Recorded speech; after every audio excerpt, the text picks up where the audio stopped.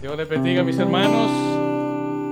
Bienvenidos una vez más a este estudio que venimos realizando ya por un buen tiempo y nos sentimos agradecidos con el Señor por todo lo que hemos aprendido. Yo os invito a que abramos la escritura en el libro de Filipenses. Vamos a continuar con el capítulo 3. Vamos a estar hoy de los versículos del 4 al 11. Filipenses capítulo 3, versículos del 4 al 11. La palabra del Señor dice: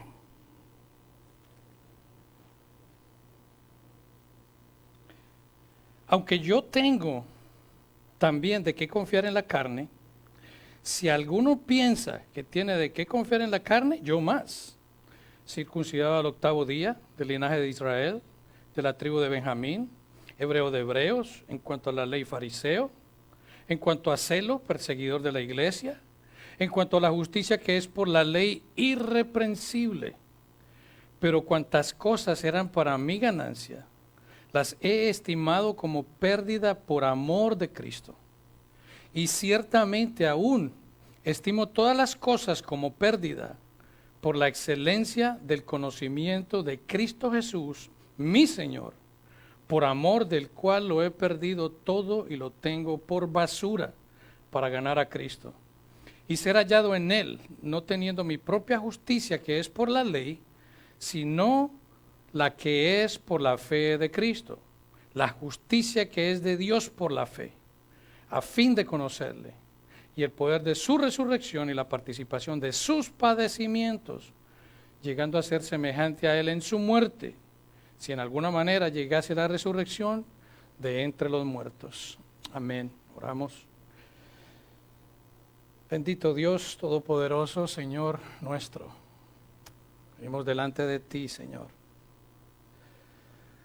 reconociendo que no son nuestras justicias, no son nuestros méritos, no es absolutamente nada lo que nos pueda acercar a ti, Señor. Todos esos argumentos que tal vez en un momento considerábamos como valiosos para presentar delante de ti, ciertamente no son nada. No tienen ningún peso delante de ti, Señor. Solamente la obra maravillosa de Cristo en la cruz, llevando ese sacrificio sustitutivo en mi lugar, Señor. Gracias, Padre. Gracias, porque es la única manera en la cual podemos estar presentes delante de ti, Señor. Gracias por tu palabra, Señor. En esta tarde en que abrimos este texto, Señor, ayúdanos a comprender aún más tu evangelio, la realidad de quiénes somos nosotros, quiénes éramos y lo que somos ahora en Cristo, Señor. Gracias, Padre. Las palabras que salen de mi boca y los pensamientos de mi corazón sean siempre agradables a ti, Señor mío y Dios mío. Es en el nombre de Jesús que oro. Amén y amén. ¿Pueden tomar su asiento, mis hermanos? Cada uno de nosotros tenemos un testimonio personal. Cada uno de nosotros recordamos quiénes éramos antes de venir a Cristo. Muchos de nosotros podríamos tener ciertas cosas, digo entre comillas, que pensábamos nos hacían aceptos delante de Dios. Y ahora que venimos a la fe y comprendemos lo que es el Evangelio, reconocemos que definitivamente son basura, como dice el apóstol Pablo. Pero muchas veces en este mismo tiempo presente, tal vez miramos hacia atrás y podríamos analizar si esas cosas que nosotros considerábamos eran valiosas delante de Dios aún las tenemos arraigadas en nosotros o hemos entendido que realmente no significan nada. Porque de ahí viene la legalidad, el legalismo. Y eso afecta incluso a la relación con Cristo. Y Pablo comienza al principio de este capítulo vimos que advertía a los filipenses acerca de que tuvieran cuidado de ciertos engañadores, aquellos que estaban formando ese grupo, enseñando un cristianismo diferente al que Cristo nos ha enseñado. Y habían personas que buscaban engañarlos, habían personas que estaban buscando en ellos que pusieran la confianza en la carne. Estos eran los judaizantes, aquellos que traían esa forma de legalismo diciendo, sí, está bien que ustedes crean en Cristo, pero para ustedes ser partícipes de la salvación necesitan ciertas cosas más. Ustedes tienen que ser como nosotros, que somos judíos de nacimiento, que tenemos ciertas costumbres, que nos hemos circuncidado, que hemos sido parte del pacto de Israel, el pacto con Abraham. Entonces ustedes, desde luego, crean en Cristo, pero necesitan esto más. Y Pablo les advierte definitivamente que no. Y vemos cómo Pablo denuncia de una manera furiosa a estos falsos maestros. Los pone en una posición que les baja ese orgullo, el cual ellos estaban sintiendo y se sentían muy levantados moralmente delante de las demás personas, específicamente estos nuevos cristianos que eran griegos y habían venido a la fe. Y Pablo le dice en Filipenses 3:2 de una manera severa y hasta ofensiva, le dice, guardaos de los perros, guardaos de los malos obreros, guardaos de los mutiladores del cuerpo. Y el llamado a los filipenses era resistir estos falsos judaizantes. Ese es el punto de Pablo, resistirlos y que se aferen al evangelio, que es el que produce gozo. Él les dice, porque nosotros somos la circuncisión, los que en espíritu servimos a Dios y nos gloriamos en Cristo Jesús, no poniendo confianza en la carne. O sea, la verdadera circuncisión es la del corazón, no los que ponen la confianza en la carne, en ese acto físico de la circuncisión. Es la circuncisión del corazón, y los creyentes cristianos somos los que hemos experimentado esa circuncisión interna del corazón, y por tal razón nuestra adoración al Señor es guiada por el Espíritu Santo, esa adoración en espíritu y en verdad. Colosenses 2:11 dice, en Él, o sea en Cristo, también fuiste circuncidados con circuncisión no hecha a mano, al echar de vuestros cuerpos, de vosotros el cuerpo pecaminoso carnal en la circuncisión de Cristo. O sea que en Cristo nosotros hemos sido circuncidados del corazón, y como dice el versículo, que ha echado fuera de nosotros ese cuerpo pecaminoso carnal. En Cristo nosotros somos la verdadera circuncisión. Y vuelvo y repito que cuando vimos las circunstancias que rodearon nuestra conversión, son diferentes de un cristiano a otro. Todos tenemos una historia. Mas sin embargo, todos vinimos a Cristo de la misma manera. Venimos a Cristo solamente por gracia, por esa soberana gracia del Señor que nos ha traído a Él, por medio de Cristo, por la fe, y solo por gracia, solo por gracia. Y de esto deberíamos de pensar que ¿cuál es el testimonio de fe en Cristo? Si tú puedes ver la diferencia que existe actualmente, en este momento, con relación a cómo eras antes de venir a Cristo. ¿Notas diferencia en ti mismo? ¿Ves los cambios que han sucedido?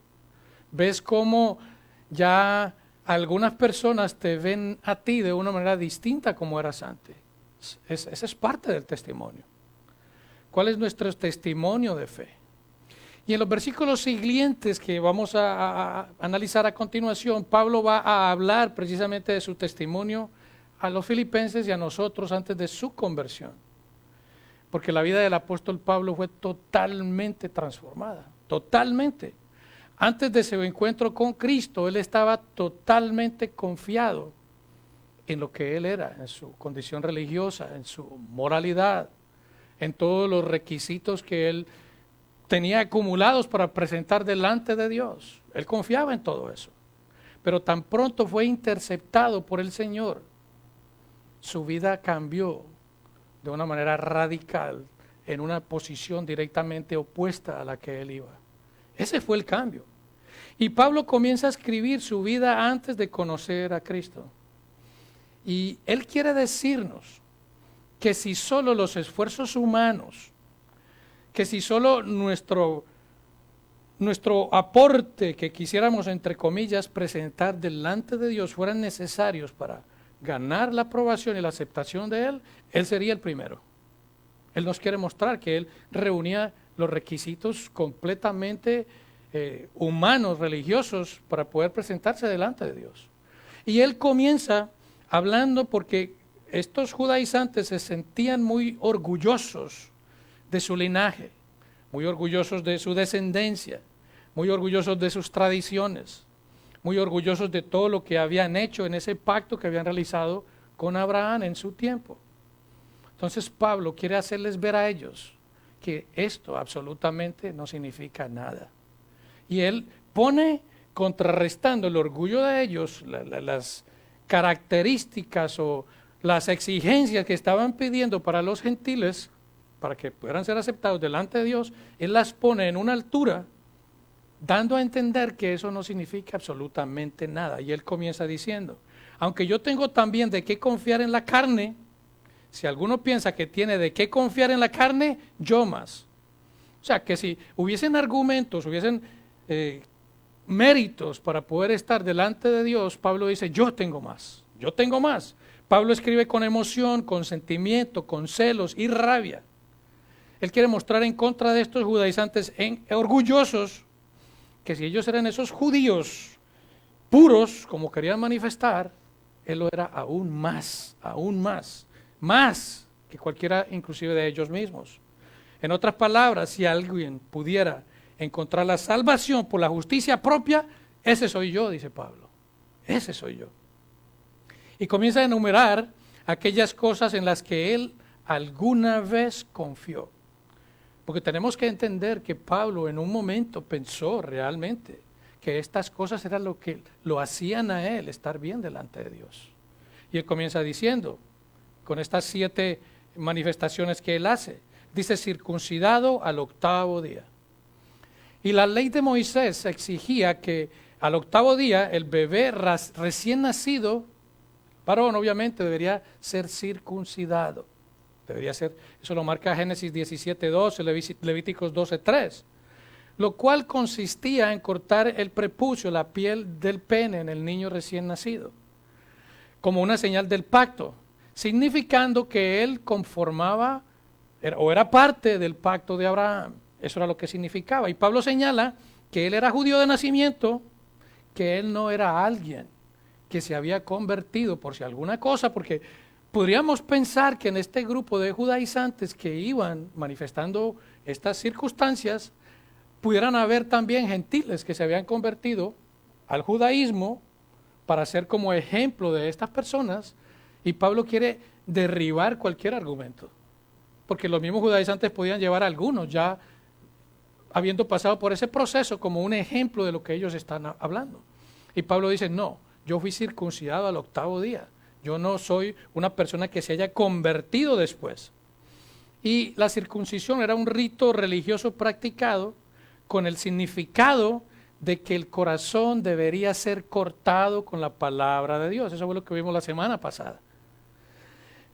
Entonces, la verdad es que esta circuncisión no puede salvar el alma, como veíamos la semana anterior, que así como el bautismo no puede salvar, la circuncisión como rito tampoco puede hacer. Porque de igual manera, si a ti o a alguno de los que están aquí los han bautizado cuando eran bebés y los presentaron al Señor en una iglesia cristiana, eso definitivamente tampoco significa que eres salvo. Eso no significa eso. Él dice, del linaje de Israel. O sea que él no era nacido de una mezcla, no era mezcla gentil, él había sido puro, de una madre judía, de un padre judío. Eso es lo que él quiere mostrar. Él tenía la sangre pura israelita, él tenía la nacionalidad correcta. Debemos recordar que Israel era la nación escogida por Dios, la nación del pacto. Ellos fueron el pueblo privilegiado por escuchar la voz de Dios. sus profetas les fueron enviados a ellos. Dios les dio la ley directamente a ellos. O sea que eran alguien que recibieron los mandamientos de Dios. Eran personas privilegiadas, y cuando nosotros vemos en la Escritura, nosotros nos damos cuenta que verdaderamente el pueblo escogido de Dios fue Israel. Y Pablo declara de que los que están en esa nación, en Romanos 9, 4 y 5, que son israelitas, de los cuales son la adopción, la gloria, el pacto, la promulgación de la ley, el culto y las promesas, de quienes son los patriarcas y de los cuales según la carne vino Cristo, el cual es Dios sobre todas las cosas, bendito por los siglos. Amén. O sea que Jesús nació en un hogar judío. O sea que Pablo les quiere mostrar a ellos que él no era cualquier persona, que él era una persona que también en este segundo concepto, él era del linaje puro, él tenía la nacionalidad correcta. Pero el hecho de que tenga la nacionalidad correcta, una persona, tampoco lo hace digno de entrar en el reino de los cielos, así haya nacido en la cuna de padres cristianos devotos, que ha tenido abuelos dedicados al Señor. No. Vuelvo y repito, la salvación es individual, es personal. Él dice de la tribu de Benjamín. Cuando se dividió el reino, nosotros entendemos por causa del hijo de Salomón, el reino se dividió 10 tribus para el norte y 2 para el sur. Judá quedó en el reino del sur, y de hecho este reino se llama el reino de Judá. Pero Benjamín es la segunda nación que se quedó con Judá en Israel, en la parte sur. Y precisamente en el terreno de Benjamín es donde se levantó el templo y donde está la ciudad de Jerusalén. O sea que cuando él habla de Benjamín, él está hablando que es de los leales, de la tribu pura que estaba al lado de Judá. O sea que él no está diciendo que es cualquier persona, no es ninguna persona. Pablo no solo era un israelita, sino que era de una de las principales tribus. De hecho, Saúl, el primer rey de Israel, fue también de la tribu de Benjamín. Y por eso hablamos claramente que nosotros no podemos presumir de que nuestra familia sean verdaderos creyentes o sean cristianos. O como algunas personas creen que porque sus padres son pastores o son grandemente usados por Dios, tienen entrada directa al cielo. Y volvemos a repetir que esto no les da derecho a venir a la presencia de Dios. Él dice hebreo de hebreos. Aunque él nació en Tarso, en una provincia de Roma, él fue criado por padre y madres hebreos. Él aprendió el idioma hebreo desde nacimiento. Él practicó las costumbres hebreas desde muy pequeñito. Él fue criado en un hogar hebreo. Él no fue mezclado, él fue puro de esa costumbre, de ese idioma. Él fue a Jerusalén, sí, después, y aprendió, se involucró en el estudio más de la palabra, y de hecho fue instruido por uno de los grandes maestros que había en aquel tiempo, que fue Gamaliel. Él fue hebreo de hebreos. Y él dice, en cuanto a la ley, fariseo. Y fariseo significa separado, apartado. Este grupo de personas eran apartadas de aquello que significaba inmundicia, eran apartados del mundo, participaban todo el tiempo de una serie de ritos para mantener su pureza. Los fariseos fueron aquellos hombres que compartieron las escrituras en el Antiguo Testamento. Fueron los que trajeron, hicieron avivar las escrituras cuando empezaron a regresar también del exilio. Eran personas que eran estrictamente dedicadas, no solamente al estudio, la enseñanza, sino la aplicación de las mismas escrituras. Eran predicadores de ellas, eran devotos. Más allá de eso, ellos buscaban guardar ciertos mandamientos de la ley, todos los que más pudieran para agradar a Dios. Y tristemente, pues este concepto de fariseo se fue deteriorando con el tiempo, porque eran personas que sí, enseñaban muy bien, comunicaban muy bien la escritura, pero se llegó a convertir en algo que solamente ellos lo enseñaban, pero no lo vivían. Y esa es la razón por la que Jesús combatió con ellos por mucho tiempo. Pero los fariseos en un inicio eran personas estudiosas, dedicadas a la predicación y la aplicación de las Escrituras. Y muchas veces también nosotros pudiéramos decir que estamos dedicados al estudio de la palabra. Nos conocemos la Biblia, tal vez la enseñamos, la conocemos muy bien, la podemos enseñar a otro, predicar en la iglesia. Pero estos conceptos tampoco nos dan la entrada al cielo. Esto es lo que hay que ver. No es nada, por muy bueno que nosotros podamos hacer, antes que nos dé ingreso a la presencia de Dios. Nada, absolutamente nada. Y este era Pablo antes de su conversión.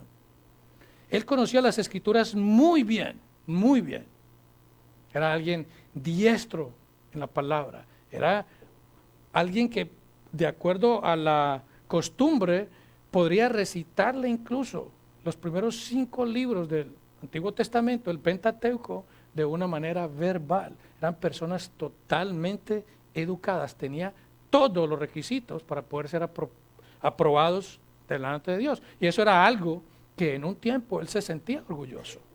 Y él continúa diciendo en el versículo 6, en cuanto a celo perseguidor de la iglesia, en cuanto a la justicia que es en la ley irreprensible.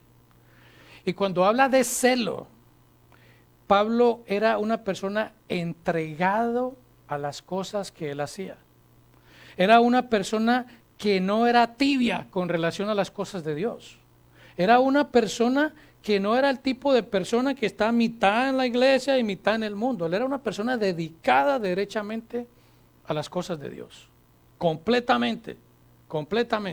Era alguien que tenía celo y pasión por las cosas santas. Celo. Ese deseo por las cosas de Dios. Y él lo hacía todo con sinceridad. Tanto así que no solamente él amaba lo que creía ser correcto, sino que él odiaba aquello que creía que iba en contra de Dios. Y por eso fue que él seguía a los cristianos. ¿Por qué? Porque él estaba enseñado a un Dios todopoderoso, santo.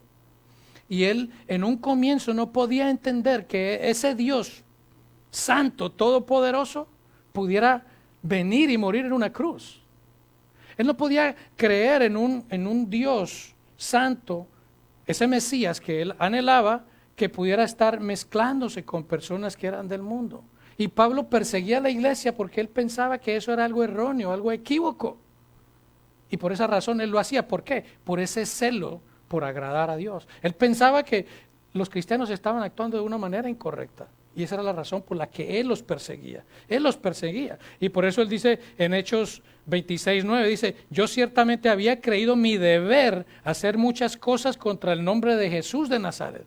Él pensaba que él estaba orando bien delante de Dios en perseguir a los cristianos. Pero dice él entonces, continúa diciendo, en cuanto a la justicia que es en la ley irreprensible. Pablo quería, y nos da a entender a nosotros, que él en esos 613 mandamientos que tiene la ley judía, él hacía el mayor esfuerzo por cumplirlos todos. Todos. Era alguien que no tenía quien lo señalara o lo acusara por alguna falta de ellos. Era así Pablo. Pablo tenía una moral impresionante. Él procuró vivir bajo el estándar de la ley de Dios. No había ninguna queja respecto a su rectitud. No había ninguna. Era visto como una persona santa, sin queja de él. Sin queja de él. Alguien a quien admiraban por su religiosidad. Y no quiere decir que era perfecto o sin pecado. Pero lo que sí dice es que era irreprensible. O sea que no había nadie que lo acusara, lo señalara de que él estaba faltando algunas cosas de la ley. Era perfecto, en una forma humanamente hablando. Y él tenía unas credenciales impecables. Y si alguno pudiera ganar la entrada al reino de los cielos por la religiosidad, ese era Pablo. Ese era Pablo. Su propia religiosidad. Él hubiera sido el primero en la línea. Pablo parecía tener todo antes de su conversión. Parecía tenerlo todo. Incluso hay un comentario de James Montgomery Boyce que él dice, humanamente hablando, él, Pablo, había adquirido todos los requisitos que nadie pudiera imaginar. O sea, lo reunía todo. Este hombre, quien se convirtió en el apóstol Pablo, que Saulo en aquel tiempo, tenía un impresionante resumen, unas impresionantes credenciales. Él tenía todo excepto una cosa: él no tenía a Cristo. No tenía a Cristo. Y si una persona no tiene a Cristo, no tiene absolutamente nada. Así acumule todas las credenciales, todos los méritos necesarios humanamente hablando. Si no tiene a Cristo, de nada le sirve absolutamente esto. Y si nosotros viéramos, analizando esto que Pablo manifiesta de sí mismo, su manera de vivir antes de Cristo, pudiéramos nosotros compararnos a la moralidad que él tenía en ese momento. Pudiéramos evaluarnos cómo éramos nosotros antes de venir a Cristo. Porque de esa misma manera nosotros podemos entender cuál es la gracia de Dios. Y yo creo que la mayoría de los que estamos aquí, no puedo decirlo plenamente, pero ninguno de nosotros vivíamos ni deseábamos buscar a Cristo. Todo fue la gracia de Él. Y así vemos cómo Dios es misericordioso con cada uno de nosotros. Y en estas 7 características que Pablo se muestra de una manera impecable, Pablo está diciendo que si alguno tiene razón o méritos en la carne, ese es él. Es lo que nos está diciendo, para gloriarse más.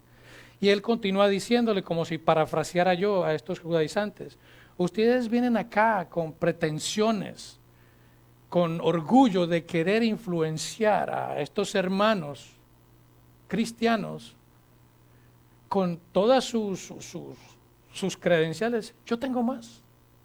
Y yo les quiero mostrar a ustedes que eso de nada sirve. De nada sirve. Y en este versículo 7 él dice, pero él ya ha mostrado todo su linaje, ha mostrado todas las características, todo quien era antes, y comienza el versículo 7 diciendo, pero. Nosotros siempre cuando hablamos, estamos hablando de algo y ponemos ese pero marca una línea de diferencia entre lo que estamos diciendo anteriormente y lo que vamos a decir a continuación. Y eso es lo que Pablo va a decirle a estas personas. Él dice, pero cuantas cosas eran para mi ganancia, las he estimado como pérdida por amor de Cristo. Y una vez él se encontró con el resucitado Cristo, ya él no fue más el mismo. Pablo iba llegando a Damasco, aproximadamente unas 150 millas al norte de Jerusalén. Iba a perseguir a los cristianos, cuando de repente él fue, podríamos decir, interceptado por Jesucristo, por esa luz que era la gloria de Cristo. Fue totalmente absorbido por la gloria de Dios. Una luz más fuerte que la del mismo sol. En Hechos 9:4 relata que cuando esa luz se le apareció a él, dice que cayendo en tierra oyó una voz que le decía, Saulo, Saulo, ¿por qué me persigues? El mismo Jesucristo se le hace presente a él. Y no le está diciendo, Saulo, Saulo, ¿por qué persigues la iglesia? Él está diciendo, ¿por qué me persigues? Y esto nos da a entender a nosotros que cualquiera que se mete con uno de los miembros de la iglesia del Señor, con un hijo del Señor, se está metiendo directamente con Cristo. Esa es la verdad, esa es la garantía que nosotros tenemos en Cristo. Y su conversión fue inmediata. Pablo hizo una pregunta, Hechos 9:5 dice, él dijo, ¿quién eres, Señor? Y él está sorprendido, pero a la misma vez él reconoce que esto que él está viendo no es algo normal, no es algo común, no es algo simple. ¿Quién eres, Señor? Y el Señor mismo le respondió, le dijo, yo soy Jesús a quien tú persigues. Dura cosa te es dar coces contra el aguijón. El Señor se hace manifiesto y en ese momento Saulo entendió que estaba en la misma presencia del Mesías. Él lo comprendió. Él supo que estaba ante el Dios encarnado. Él supo que estaba delante de la segunda persona de la Trinidad. Él lo supo. Yo soy Jesús, le dijo él. Y Hechos 9:6 nos dice que él temblando y temeroso dijo, Señor, ¿qué quieres que yo haga? Y el Señor le dijo, levántate y entra en la ciudad y se te dirá lo que debes que hacer.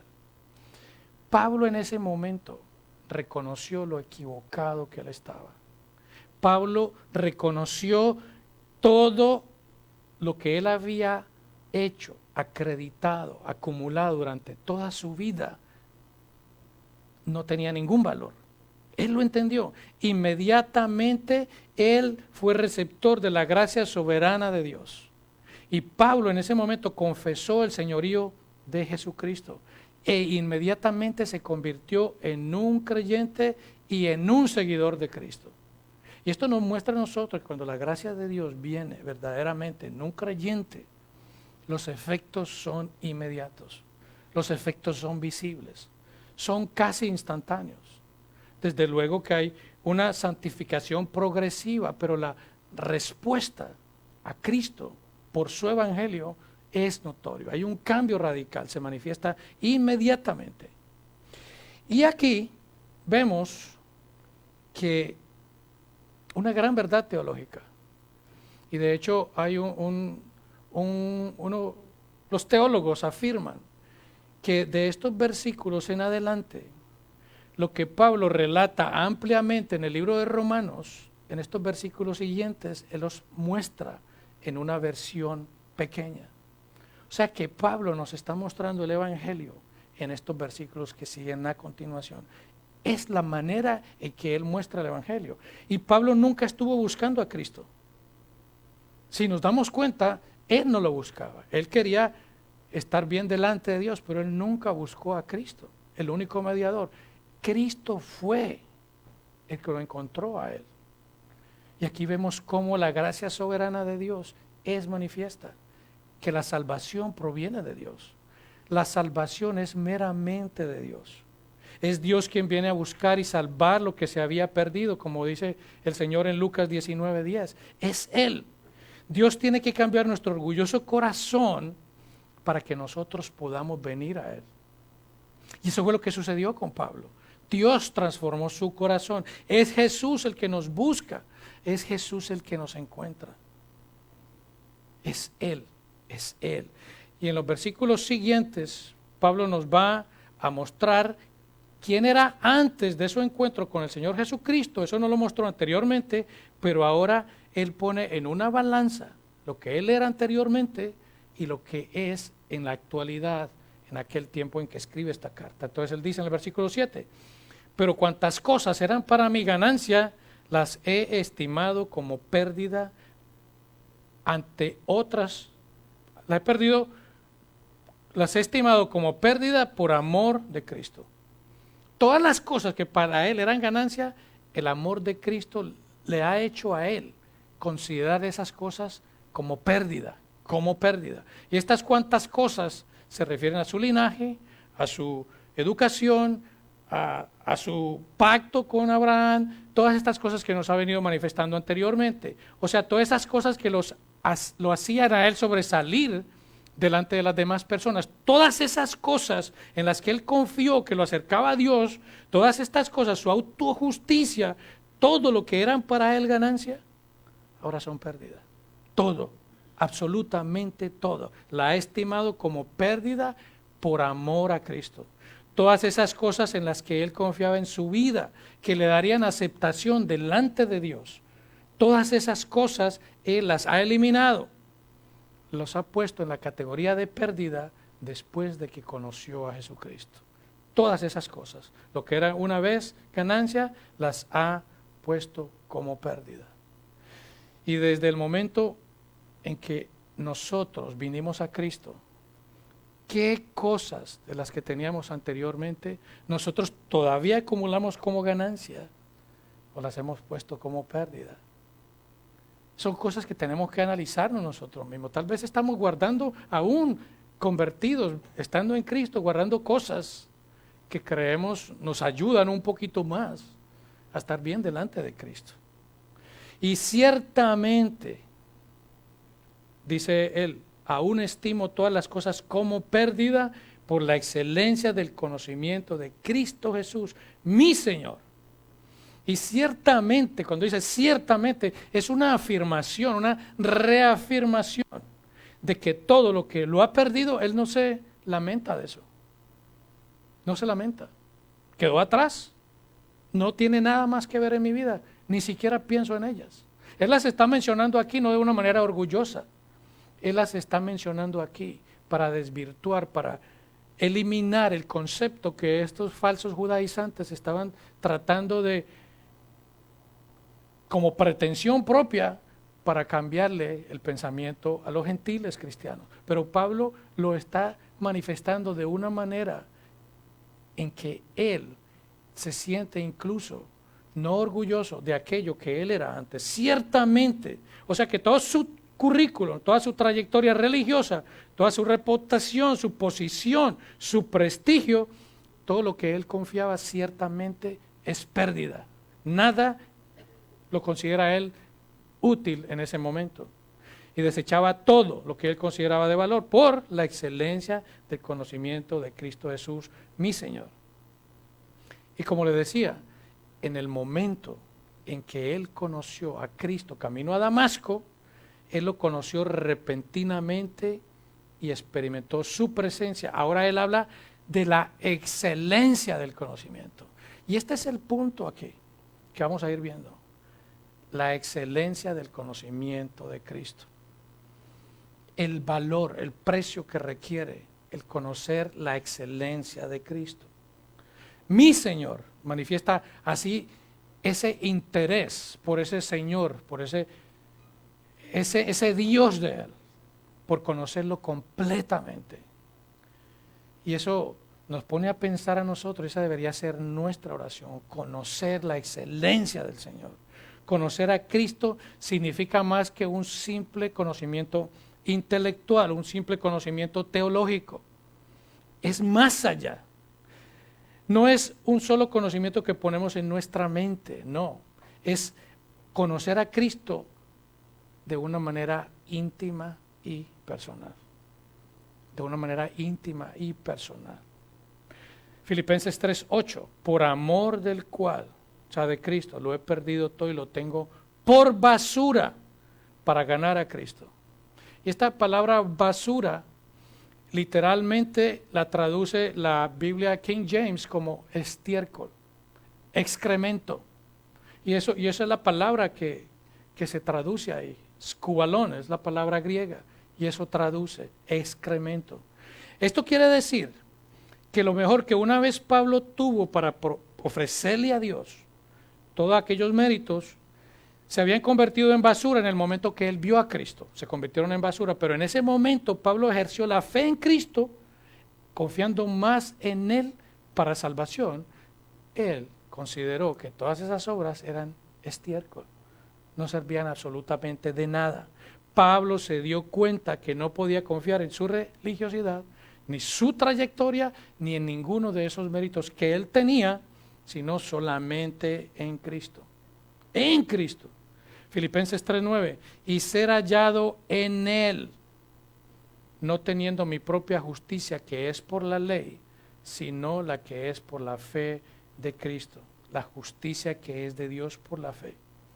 Y esta palabra justicia, nosotros tenemos que entender que la justicia, esa palabra que en inglés es righteousness, que tiene un valor incontenible, que es perfección. Es esa correcta posición delante de Dios.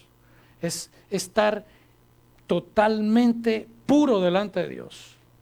Entonces, significa ser declarados correctos. Cuando se habla de justicia también significa ser declarados correctos delante de Dios en esa corte que enfrentaremos delante de Él. Ser declarados inocentes de nuestra culpa.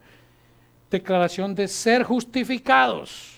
De ahí donde viene la palabra justificación, ser declarados inocentes de nuestro pecado, ser declarados inocentes de nuestra culpa delante de Él.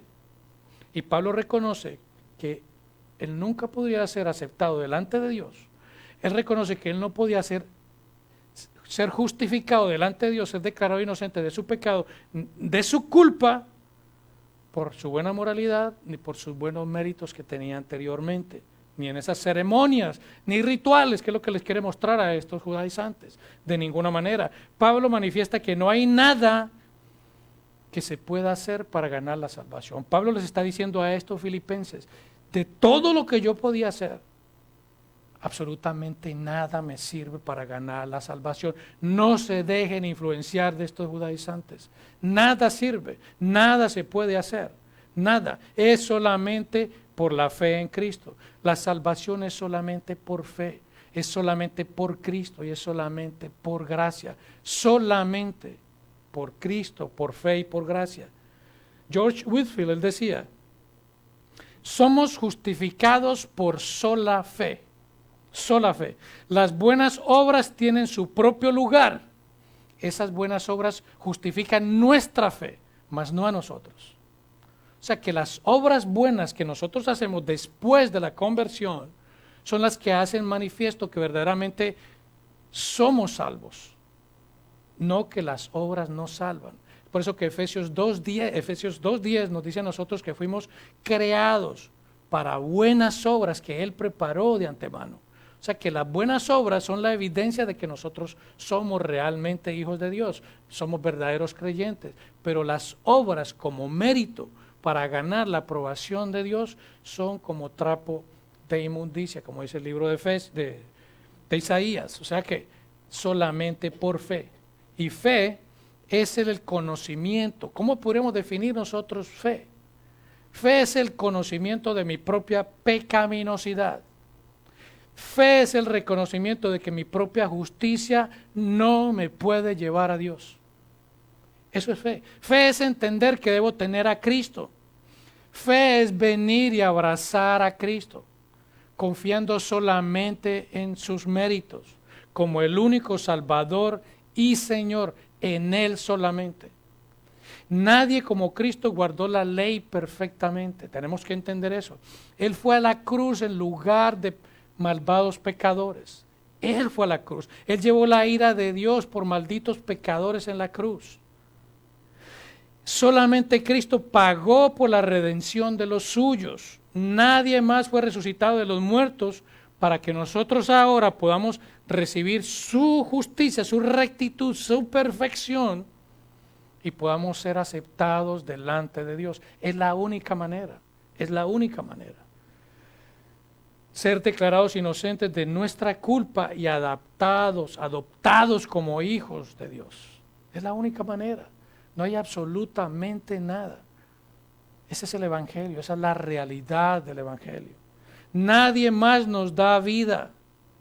Así que ¿en quién más nosotros pudiéramos confiar? Solamente Cristo, solamente Cristo. La fe no es ciega. Nuestra fe tiene y está basada en hechos históricos, hechos reales, hechos comprobados por los muchos testigos que presenciaron al Jesús resucitado, por el testimonio de los apóstoles, por aquellos 500 testigos que vivían en aquel tiempo, que fueron presenciales de la resurrección de Cristo. El mismo apóstol Pablo, que se cree que en aquel tiempo era una persona que estaba, tal vez no en la fe en Cristo, pero él tuvo conocimiento de la resurrección de Cristo. Así que entonces nosotros podemos afirmar que nuestra fe es una fe certera, basada en algo que es coherente, firme y comprobado y tratado de desvirtuar por muchos años por muchos ateos, incrédulos. Es una fe certera. Es la justicia de Cristo, la cual es el resultado de la perfecta obediencia de Cristo al Padre en su vida y su muerte. Y aquí donde dice Pablo, la justicia que es de Dios por la fe. Y aquí él lo reafirma.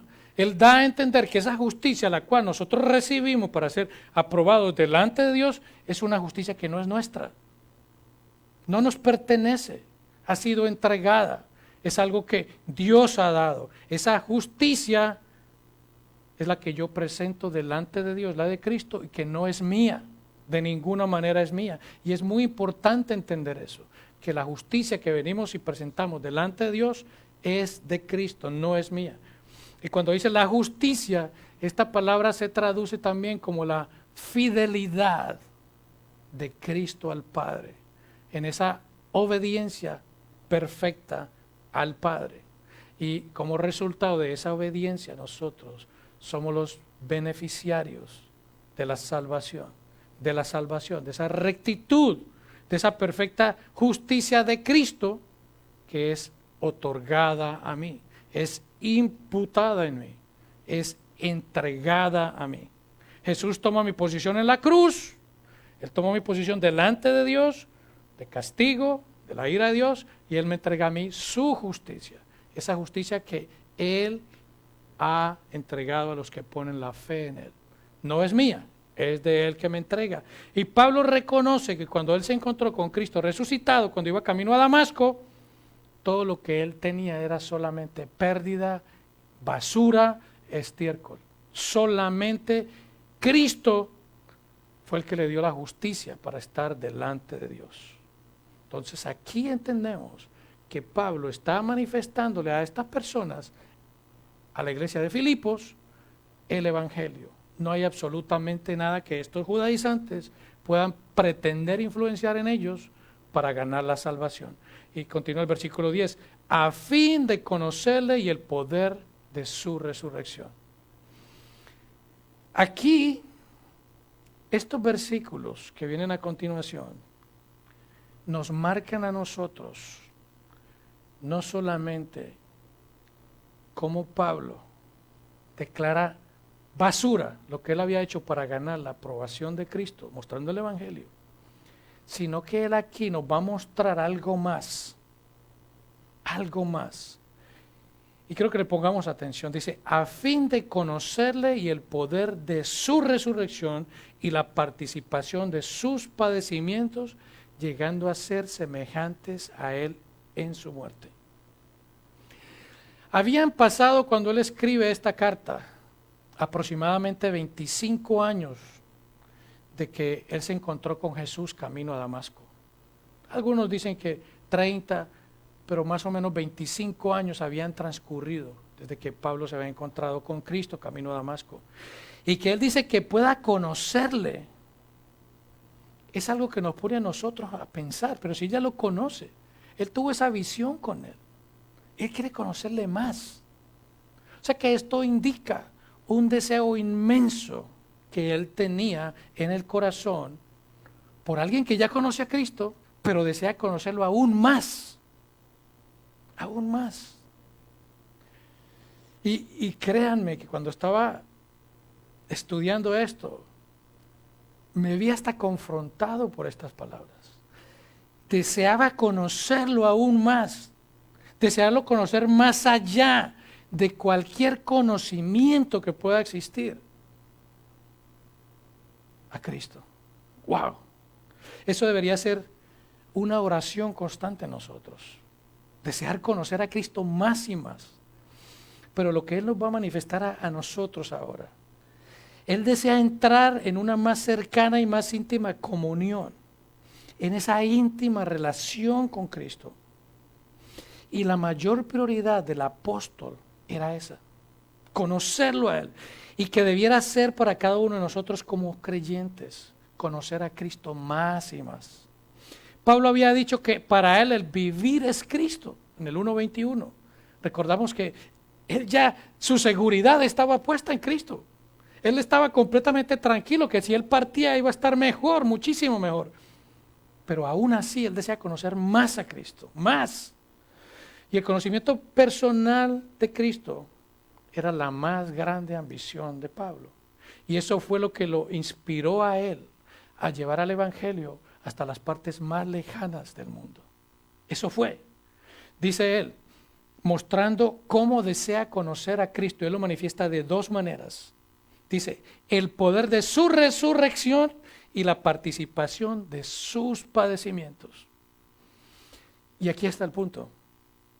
O sea que estas dos palabras van juntas y nos enseñan lo que significa conocer a Cristo. El poder de su resurrección y la participación de sus padecimientos. Primero, vemos el poder de su resurrección.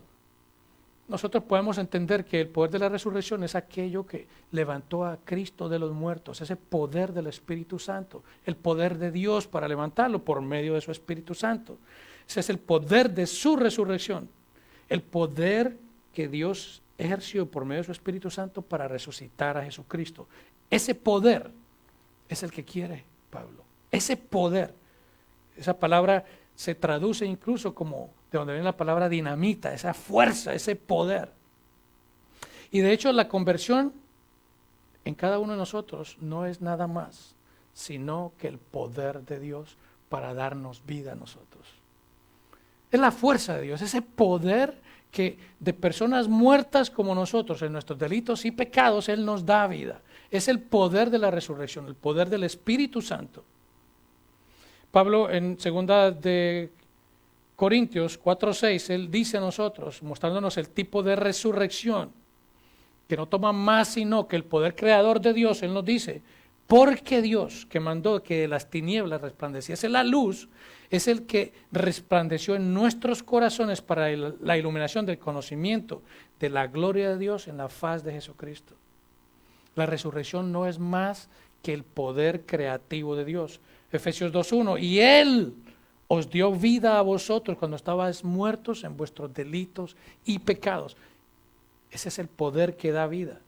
Y cuando nosotros vemos el poder que da vida, vemos también el ejemplo que Pablo nos mencionó anteriormente en la carta a Filipenses, cuando hablamos de Epafrodito. De acuerdo a su nombre, estudiamos que era un hombre pagano, él venía de una familia pagana, acostumbraba a las tradiciones paganas, él no era alguien que buscaba a Cristo, pero el poder del Evangelio lo resucitó, le dio vida. O sea que ese poder que da vida es el que nos ha traído a nosotros a Cristo, solamente Él. Pablo experimentó ese poder cuando iba a Damasco, pero él dice aquí, a fin de conocerle y el poder de su resurrección y la participación de sus padecimientos. Y cuando habla de participación, esta palabra participación es comunión, compartir juntos. Y Pablo nos ha hablado a nosotros de comunión. Él nos ha hablado en Filipenses 1:5 de la comunión en el Evangelio. En 1:7 en participantes con Él de la gracia. En 2:1 dice la comunión en el Espíritu, pero ahora participación o comunión en el padecimiento o sufrimiento. Aquí viene el punto. Participar en los padecimientos no es la forma en que para nosotros se nos ha enseñado. Participar de los padecimientos de Cristo. Estar en esa comunión del sufrimiento de Cristo. Nosotros cantábamos ahora, pon en mí la misma mente que hubo en Cristo. Ser participantes de Cristo. Y cuando cantamos estas canciones, estamos prácticamente viendo todo esto, tener la mente de Cristo, ese sufrimiento que Él llevó, tener esa manera de ver las circunstancias por las cuales pasó. La participación o la comunión de sus padecimientos va simplemente acompañados mutuamente. Van acompañados mutuamente. ¿Y quién naturalmente quisiera eso? Nosotros todos decimos, wow, qué hermoso poder conocer a Cristo. Lo queremos conocer todos, eso es un deseo de todos. Pero participar en los padecimientos de Cristo para poderlo conocer. Es lo que Pablo está mencionando aquí. Todos queremos conocerlo, pero no queremos padecer. No queremos sufrir. Pero eso es lo que Pablo está hablando aquí. Es lo que él se está refiriendo aquí. La participación o la comunión de sus padecimientos van juntos. Pero entonces, Pablo sí lo desea. En efecto, lo que él está diciendo es eso. Porque él sabe que en esencia, para poder conocer a Cristo totalmente, se necesita padecer. Se necesita sufrir. Y la realidad es que el sufrimiento es una ley para cada verdadero creyente. El sufrimiento es algo que se manifiesta de una forma u otra en el verdadero creyente y se ha de manifestar en alguna forma. Y eso es lo que Pablo se refiere en sus cartas una y otra vez. Él lo dice. Después de Pablo ser apedreado en Listra y casi dado por muerto, que de hecho lo tuvieron que arrastrar porque pensaba que él estaba muerto. Él dice, exhortando a aquellos hermanos para que permanecieran en la fe, él les dice en Hechos 14:22, es necesario que a través de muchas tribulaciones entremos en el reino de Dios. O sea que las tribulaciones es algo que nosotros enfrentaremos en algún momento y eso nos conducirá al mayor conocimiento de Cristo. Primera de Tesalonicenses 3:3, él dice que nadie se inquiete por estas tribulaciones, porque vosotros mismos sabéis que para esto estamos puestos. O sea que cuando el evangelio de la prosperidad les habla a las personas que no van a padecer, que van a vivir una vida color de rosa, eso es una absoluta mentira, porque la escritura misma nos lo está mostrando y está refutando esas falsas enseñanzas. El sufrimiento es un prerequisito para la gloria. Pablo lo dice en Romanos 8:17, y si hijos también herederos, herederos de Dios y coherederos con Cristo, si es que padecemos juntamente con Él. O sea que vamos a ser herederos de la gloria si es que padecemos juntamente con Él. Wow. Para que juntamente con Él seamos glorificados. Y si lo queremos ver más gráficamente, ya Pablo lo dijo en Filipenses 1:29, porque a vosotros se os ha concedido no solamente el que creáis en Él, sino que sufráis por Él, padezcáis por Él. O sea que el sufrimiento es un regalo dado por Dios. Y Pablo no era que fuera un masoquista, de ninguna manera, pero él sabía que el sufrimiento lo llevaría a un conocimiento más profundo de Cristo. Él lo sabía. En Colosenses 1:24 dice, ahora me gozo en lo que padezco. Imagínense, gozarse en los padecimientos, gozarse en el dolor. La participación de los padecimientos de Cristo es la clave para crecer en el conocimiento de Cristo. Eso es lo que él está diciendo aquí, esa es la clave. Esto va totalmente en contra de los pensamientos de la persona natural, que estamos llamados a participar en los sufrimientos de Cristo cada uno de nosotros. Pero entonces, ¿quién va a poder soportarlas? ¿Quién? Absolutamente nadie. Nadie. Excepto por una cosa, que él mismo dice aquí. Tenemos que recordar que la participación de los sufrimientos está unido al poder de la resurrección. Aquí está el punto. Eso no está en nosotros. Eso no está en nuestras habilidades. Eso no está en nuestra carne. Es el poder de Dios que nos capacita a nosotros para poder superar todas estas circunstancias que se nos atraviesan. Pablo lo muestra aquí. El poder de la resurrección, ese poder que ejerce el Espíritu Santo que nos dio vida, es el que nos capacita y nos sostiene en medio del sufrimiento, en medio de las dificultades. Solo eso. Nadie, ningún hombre ni ninguna mujer puede enfrentar la participación de sus sufrimientos sin el poder de la resurrección de Cristo. Es absolutamente claro. Es por eso que el testimonio de un cristiano en medio de situaciones difíciles debe ser sobresaliente por encima de cualquier otra persona, porque tiene ese poder. Y si nosotros hemos venido a Cristo, hemos recibido ese poder. Hemos recibido ese poder.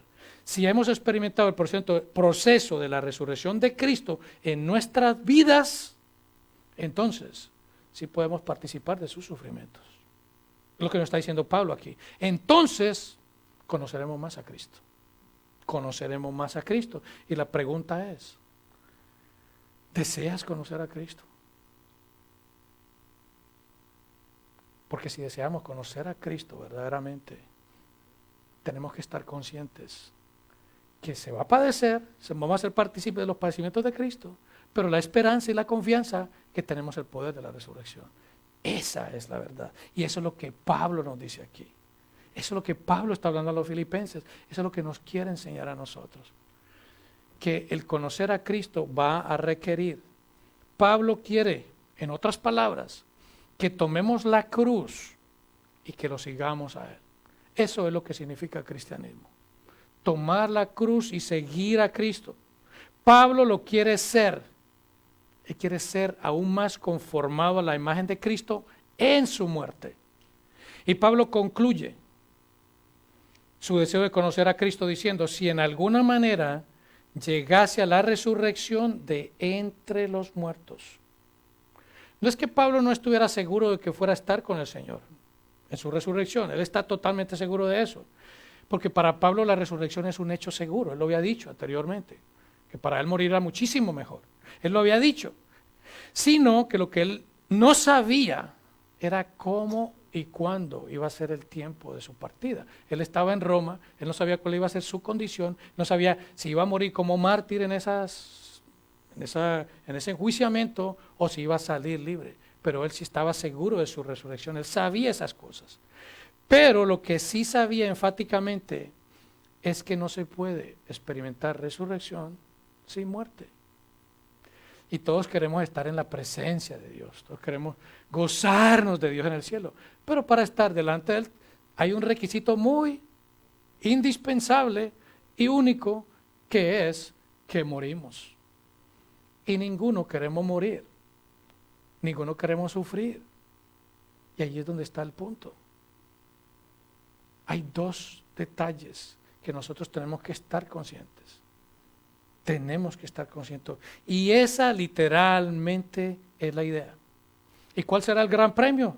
Ciertamente él deseaba estar en el cielo, pero su mayor premio era el mayor conocimiento de Cristo.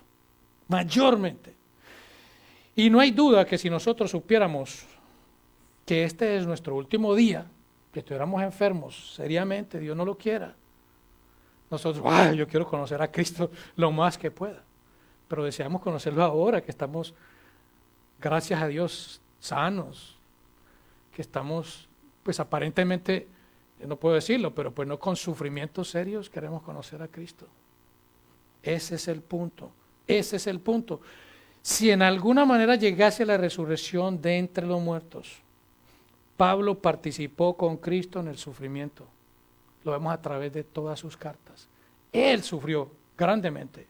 Pero él también va a compartir esa resurrección con Cristo al final del tiempo, cuando ya está de hecho compartiendo con él.